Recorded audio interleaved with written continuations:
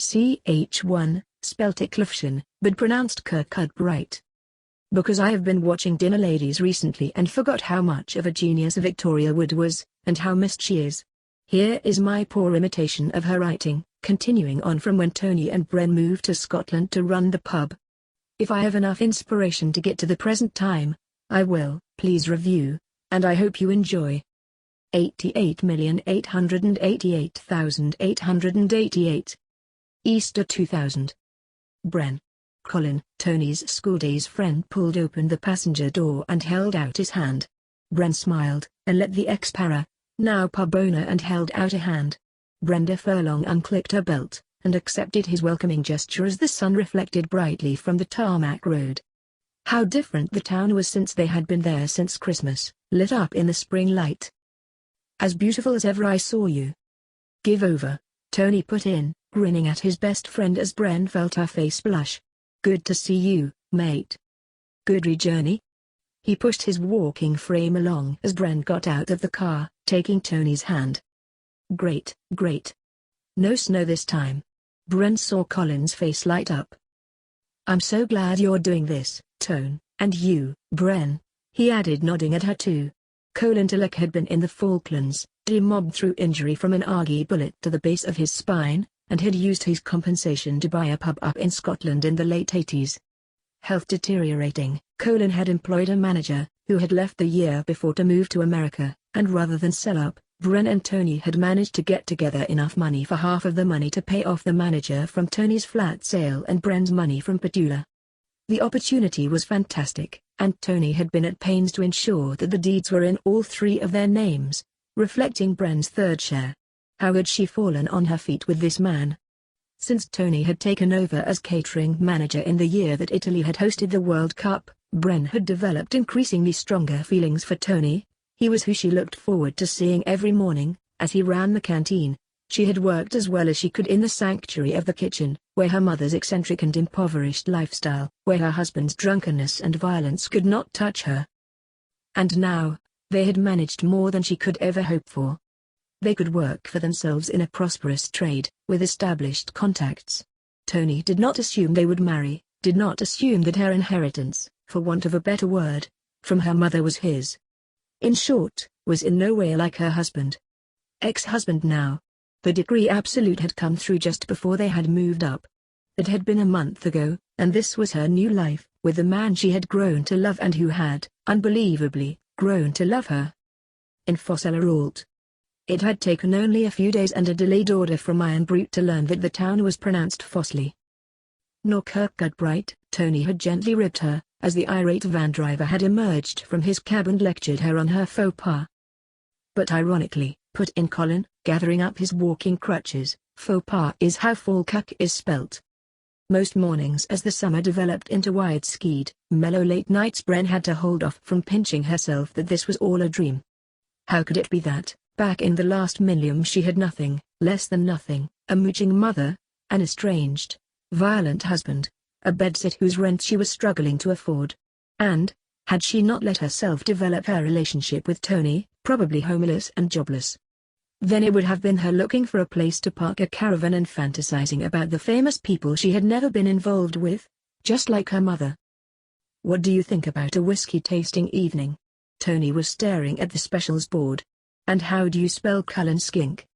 Fish, Bren replied, glancing at a leaflet that had come in the post. Soup. She watched his face soften into a smile.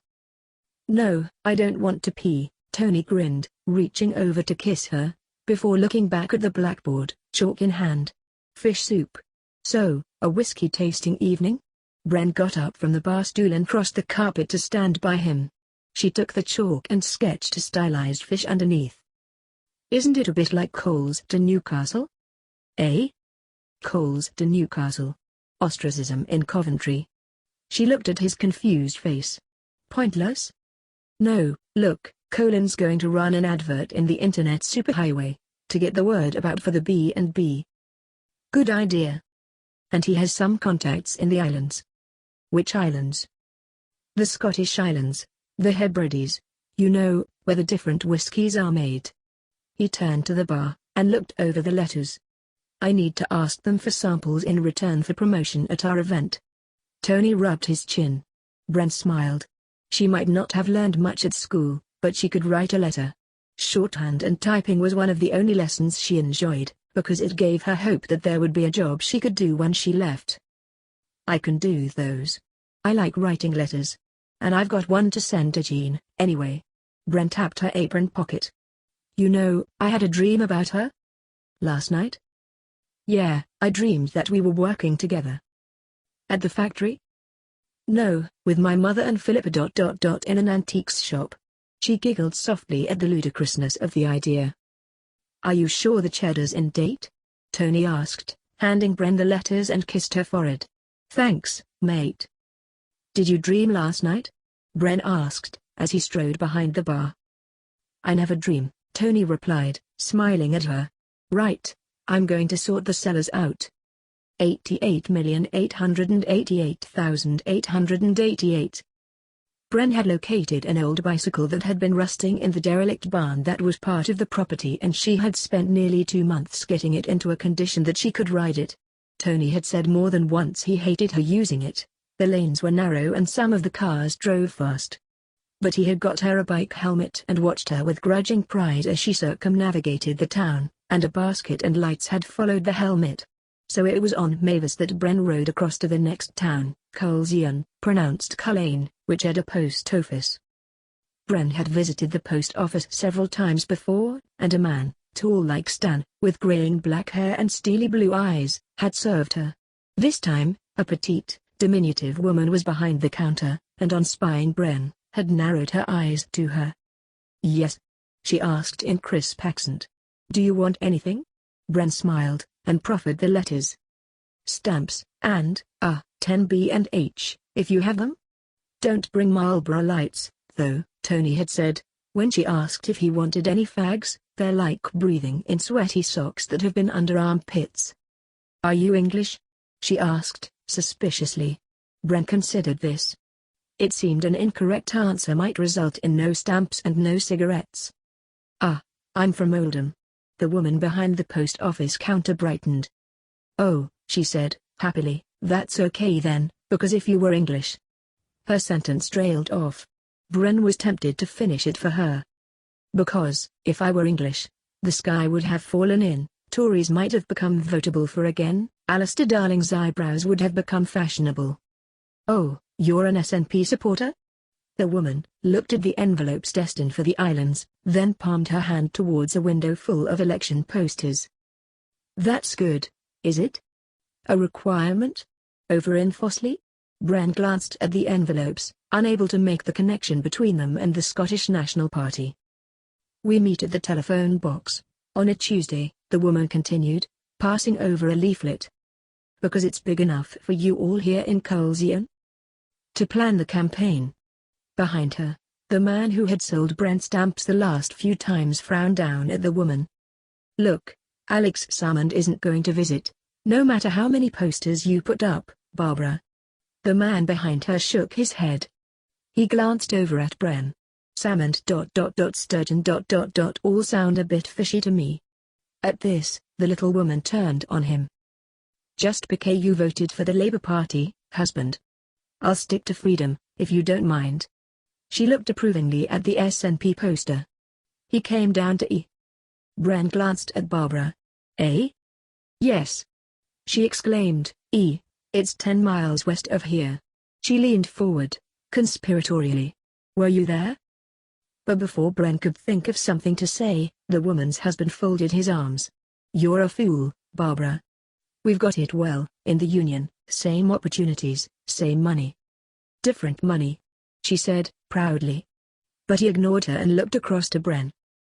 You and your husband, you've just taken over the dram shop, have you? At Fosselleralt? Yeah, that's right, said Bren, not correcting the man. Bren Furlong. Tony has big plans, wants to turn the barn at the back into a B&B. Sandy Farlan, the man replied, nodding at the introduction.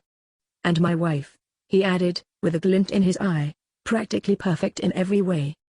You'd be better off calling it a retreat, said Barbara, handing Bren the SNP flyer. It'll attract more socialists. Champagne socialists? Bren asked. If the woman didn't know where Oldham was, she probably had never heard of that phrase. They can drink what they like, as long as they pay you well, Barbara replied, proving Bren right.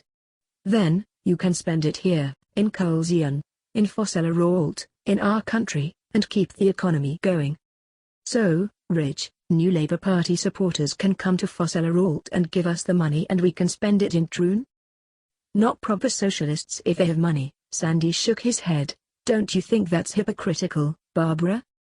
As long as they're spending it in Dumfries and Galloway, they can be as capitalist as they like.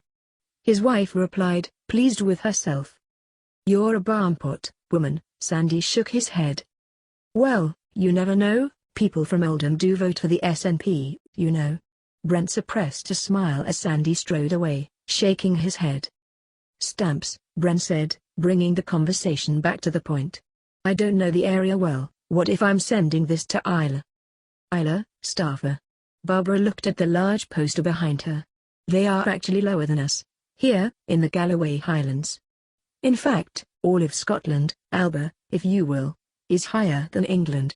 She spat the word, geographically, spiritually, culturally, morally. Ecumenically? Barbara smiled at her. I knew I'd found the kindred spirit, she said, taking the letters. No, it costs no more, but takes a little longer. And that'll be the fault of the English then, what with spreading them islands all out and making them all taller, so it takes longer for everything to get there. Bren waited for Barbara to catch on. But instead the old woman beamed from ear to ear. I knew you understood. I can always tell. Barbara exclaimed, tapping the SNP leaflet. You think about it, keep the English out. We all have to do our bit. To keep the English out? Bren asked, cynically. Exactly, Brenda Furlong, exactly. Unless their socialists come to spend their share dividends, Bren added, making to go. As she put her hand to the post office door, it occurred to her that Barbara reminded her a lot of Dolly Belfield. I knew you were one of us. Barbara called, as Bren started off on her bicycle in the glorious sunshine. 88,888,888. And you don't dream, Bren thought that night, as Tony turned over. An owl had been hooting, which had woken her up. Or, at least, it was probably the owl. It might have been Tony. He said he didn't dream, but she had been living with him for 6 months, and he had never talked in his sleep before. It had begun since they had arrived in Scotland. His flat sale had gone through very quickly and they had arrived in Scotland just after Easter. Tony had already sent a removal van of belongings on ahead before collecting Bren from her bedside one sunny, early April Sunday. Lying in bed, watching the duvet rise and fall with Tony's rhythmical breathing, she thought about the day they came up. I'll get those, Tony had said, carrying down 2 of Bren's cases, as she posted the key back through the letterbox. I've posted your redirection letter, and paid for it, he added as she held the tower block door open for him. He placed them by the boot of his already well-stuffed car, opening the rear passenger door and moving a box of his own things out of the way before lifting both cases into the back passenger seat. Give me the key and I'll get the rest. The rest? Asked Bren. That's it.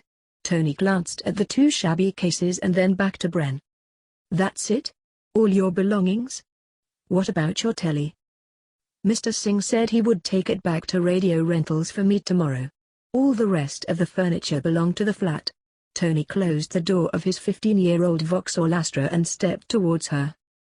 It's going to be brilliant, Bren, he said, pulling her close. I know, she whispered to his chest. I know. It's just the divorce my mum's gone your cancer. The divorce is over. You did good with your mum's funeral. I half expected her celebrity friends to turn up, Bren had sighed. You got Harry, from packing, Tony had replied, taking her hand. He's a TV star in all of the 4 Yorkshire counties now, and that's not easy for a Lancastrian to do. He had kissed her forehead. And now, we've got our future together. And that was what she was telling herself, Bren and Tony, a new start in Scotland, financially secure, no ties, all the dinner ladies sorted out. So why, since they had got to Fossella, had he muttered in his sleep one word? Sandra. The owl hooted again, and a shuffling down in the bushes indicated it might have been successful with a rodent. His wife's name. Sandra was happily married to a triple glazing salesman in Bury. Tony had showed Bren the photo she had sent him. "She's a vindictive cow," he said once, pushing away the letter he was holding. A week before the canteen closed for good, as he undid the 2 letters that had arrived for him. The other had been a reference request for Twinkle, who had not, contrary to her insistence, become a prostitute. Instead, it was from the council. Twink had applied to become a social worker. As for the letter from his ex-wife, Tony crumpled it up and threw it into the bin. "She's trying to tell me she did better than being with me." "But you're doing better than her now," Brent thought. "Why is she in your dreams?" Then, she fought the thoughts from her mind and instead focused on the jobs ahead of them to renovate the barn, so it could be turned into a B&B, or a retreat. Tony had liked the idea. Their future, which she was excited about. Martin was out of the picture. So, why not Tony's ex, too? The sun was rising fast, its rays filtering through the curtains. Leaving Tony in bed, Bren got up, went downstairs, still in her nightie, pulling her dressing gown on as she went. Switching on the television, hope for the new millennium filled the bar as the opening ceremony for the Sydney Olympics began. Would Jean phone, Bren wondered, as Armenia proudly led in its team. She had been at pains to write down the pub phone number. Twice. As the parade went on, Bren glanced up towards their bedroom. "I wonder how long it'll be till we have the Olympics in Britain again," Bren thought, before disappearing off into the kitchen to make 2 teas.